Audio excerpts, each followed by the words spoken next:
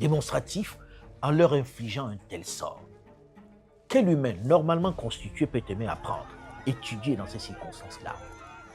Dans un environnement aussi hostile, où même les animaux ne peuvent accepter de passer leur journée. Comment peut-on attendre des résultats positifs dans ces circonstances, dans ce cadre? Comment peut-on attendre que ces enfants rivalisent demain avec ceux-ci? Mesurez vous-même le fossé.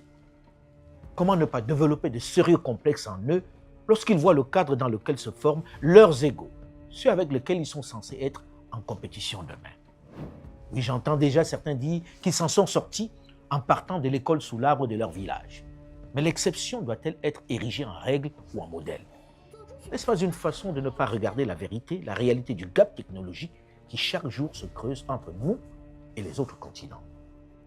À la vérité, dans ces conditions dantesques, est-ce qu'on ne fait pas semblant lorsque l'on se lève chaque matin de la semaine pour accompagner ses enfants dans ces écuries, ces clapiers insalubres, en sachant parfaitement que c'est une perte de temps, une garderie insalubre pour adultes, pour paraphraser mon ami Serge Armel Djidjou?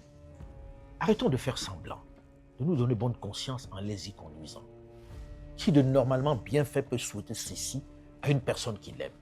Et ce que l'on voit n'est que la face visible de l'iceberg dans ces garderies sauvages pour jeunes et adolescents. La réalité dépasse plus souvent la fiction, comme dans cette école ou dans la même classe. Deux enseignants opposés, hystériques, dispensent deux cours, deux matières en même temps, devant des élèves totalement perdus.